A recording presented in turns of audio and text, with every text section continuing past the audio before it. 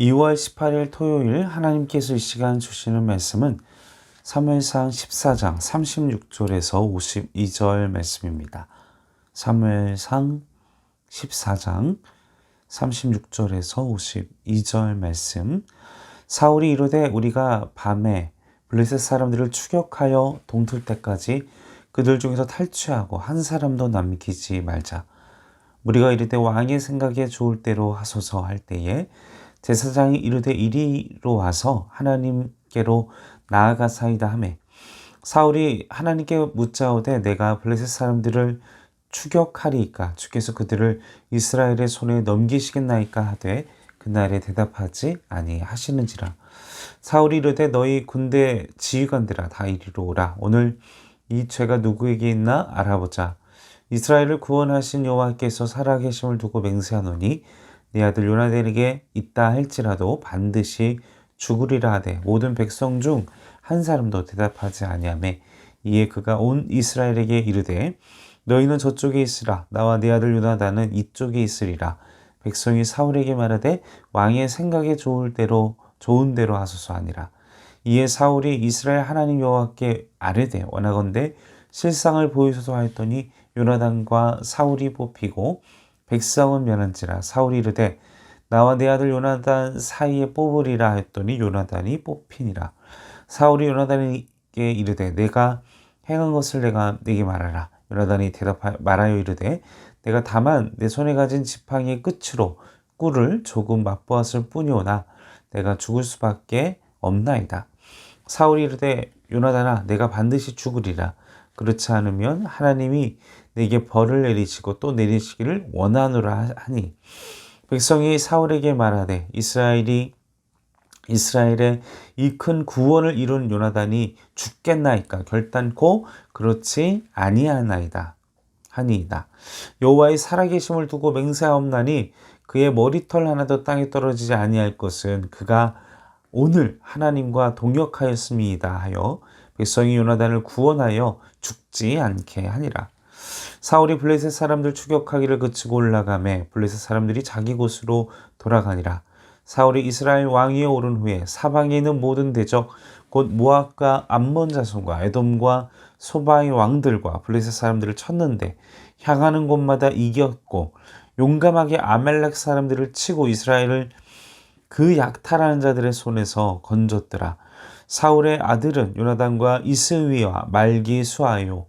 그의 두 딸의 이름은 이러하니 맏딸의 이름은 메라비요 작은 딸의 이름은 미갈이며 사울의 아내의 이름은 아히노아미니 아히마하스의 딸이요 그의 군사령관의 이름은 아브넬이니 사울의 숙부 넬의 아들이며 사울의 아버지는 기스요 아브넬의 아버지는 넬이니 아비엘의 아들이었더라.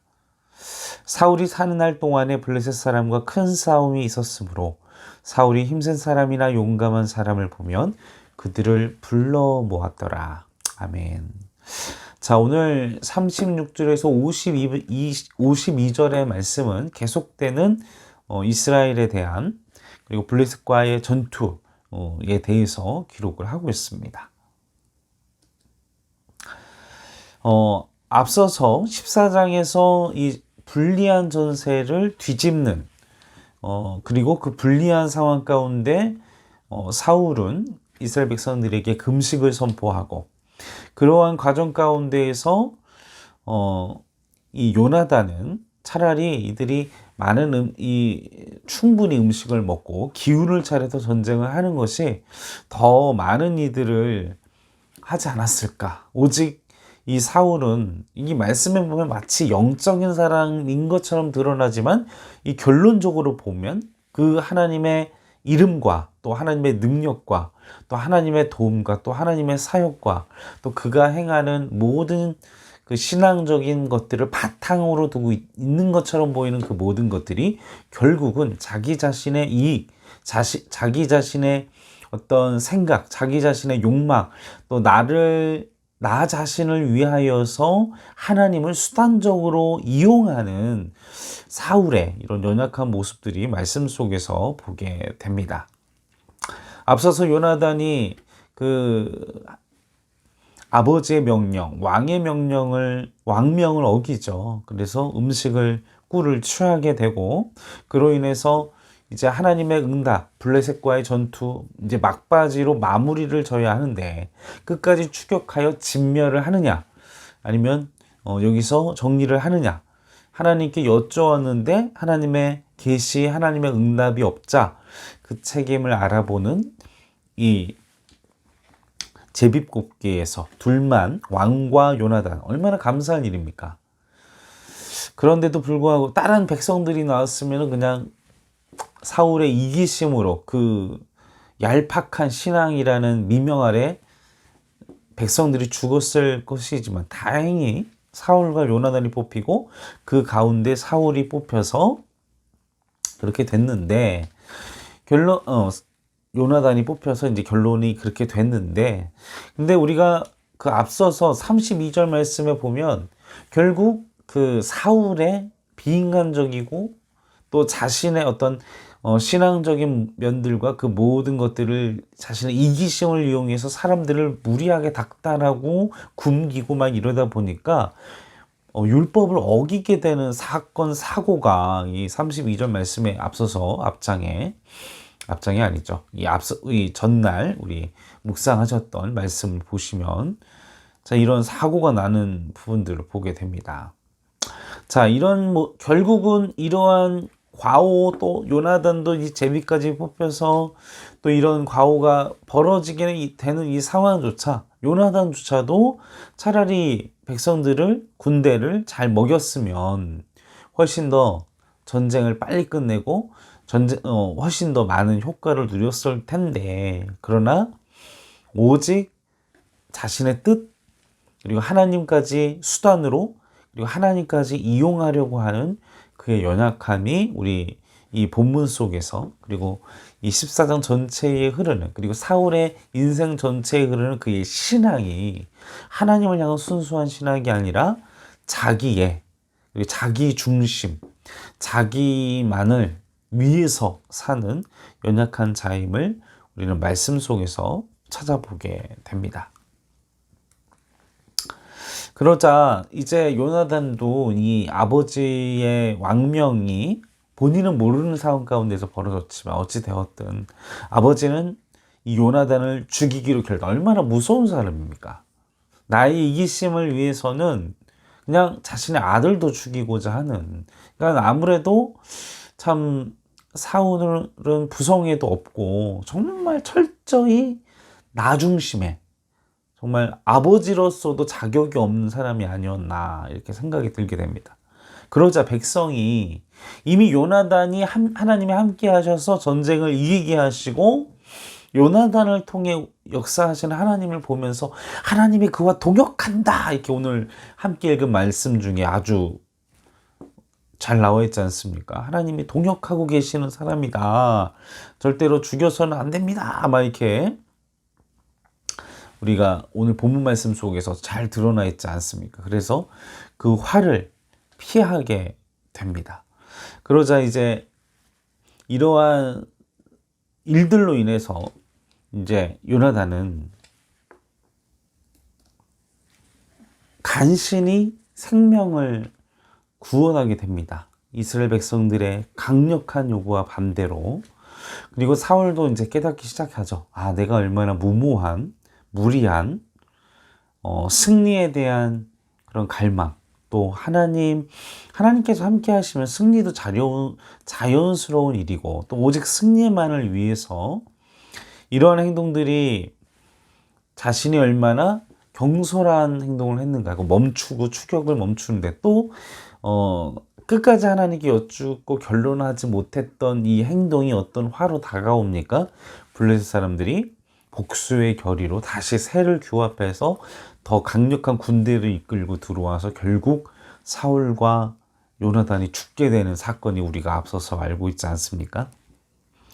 그리고 47절에서 52절의 말씀은 이 사울의 인생 속에 끊임없는 멈추지 않는, 그리고 이스라엘 백성들이 요구했던 왕의 직무, 바로 전쟁을 통한, 그리고 자신을 위협하면 자신의 안전을 위협하는 나라들과 전쟁을 통해서. 그러나 하나님께서 그를 세우셨으므로 그가 어디에 가든지 승리하게 하시며 이기게 하시며, 그리고 52절 말씀에 보면 그의 인생이 결국은 전쟁으로 얼룩진 인생이었다. 그것을 우리는 말씀 속에서 볼 수 있습니다. 그래서 말씀을 정리하면서 우리가 생각해 봐야 될 것은 무엇이냐? 우리가 하나님의 말씀을 빙자해서 하나님의 영적인 어떤 경건이라는 것을 위장해서 내가 무리하게 주변 사람들이 힘들게 하거나 아니면 내 자신에게 무리하게, 우리가 하나님께서 우리에게 말씀을 주신 이유, 그리고 말씀 속에 나타나는 하나님의 인격, 그리고 하나님의 성품을 생각하면서 우리가 그분의 흐름과 그분의 인격을, 그분의 가신 하나님의 성품에 따라 행동을 해야 하는데, 이렇게 내가 자기중심적이진 않은지 사울처럼 너무 내 주변을 돌보지 않고 그냥 나의 성공을 위해서 나 중심으로 생각하고 있지는 않는지. 그리고 마지막 세 번째는 또 그것으로 인해 내가 스스로 착각해서 그걸 믿음으로, 신앙으로 내가 포장하고 그렇게 있고 있지는 아니한지 생각해 볼 필요성이 있다는 것. 그리고 그 무엇이든 내가 무리하게 움직이게 되어졌을 때, 그리고 무리하게 내 주변과 이웃과 가족을 힘들게 하면 그들의 실수, 또 그들의 범죄, 그들의 연약함이 그들의 범죄, 그들의 연약함, 그들의 실수가 아니라 나로 인해, 나 때문에 벌어질 수도 있다라는 사실을 우리는 기억해야만 합니다. 늘 끊임없이 우리는 하나님 앞에서 나를 위한 인생인가? 나를 위해서 지금 기도하고 있나? 내가 하나님의 영으로 우리가 기도를 할 때는요, 하나님께 내 뜻을 관찰시키는 기도가 아니라 하나님의 뜻을 받아서 하나님의 뜻대로 기도하는 기도가 가장 건강한 기도거든요. 그리고 그 결론 받은 기도를, 말씀을 가지고 살아가는 것이 올바른 기도의 방법입니다. 이방 신들과 우상은요, 그냥 나의 축복, 나의 성공, 나의 이기심으로 똘똘 뭉쳐 있다면, 우리 그리스도인들이 해야 하는 기도는 무엇이냐? 내가 이기심으로, 그리고 내가 나의 성공을 위해서 가져왔더라도 결국은 우리가 나를 부인하고, 자기 부인하고 하나님의 뜻대로 하나님께서 내 주인 되어 주시는 기도로 바뀌는 것이 바로 그리스도인의 올바른 경건, 믿음 생활, 기도 생활이라는 사실인 것입니다. 사울처럼 우리가 하나님을 수단으로 이용하고 있지는 않은지, 사울처럼 내가 주변 사람들을 믿음이란, 신앙이라는 명분 아래 괴롭히고 힘들게 하고 아프게 하고 있지는 아니한지.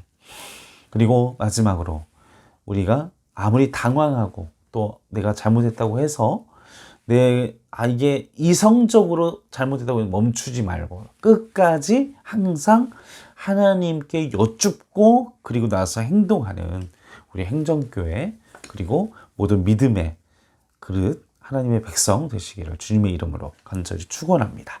함께 기도하시겠습니다. 아버지, 나의 이기심 때문에, 나의 성급한 마음 때문에, 나의 불안한 마음 때문에 내 주변의 사람과 또 내 주변의 이웃을 힘들게 하고 그들을 궁지로 몰아 범죄하게 하고 있지는 아니한지, 주여, 내가 내 이기심을 용서하여 주시고 나의 급한 마음을 용서하여 주시고 또 나의 욕심과 나의 생각을 내려놓게 허락하여 주시옵시고, 그 무엇보다 하나님, 내가 내 이기심과 또 나에게 유익이 되는 것을 위해 믿음으로, 신앙으로 포장하고 있는 모든 것들을 밝히 드러내 주시고 알게 하시고 깨닫게 하시고 분별하게 하셔서 그 모든 것을 회개하고 하나님께, 하나님 중심, 하나님의 나라, 하나님의 뜻을 위하여 살아가는 참된 하나님의 백성으로, 하나님의 자녀로 영광 돌리는 삶을 살 수 있도록 도와주시옵소서. 감사와 찬송과 영광을 올려드리오며 우리를 구원하신 예수님의 이름으로 간절히 기도하옵나이다.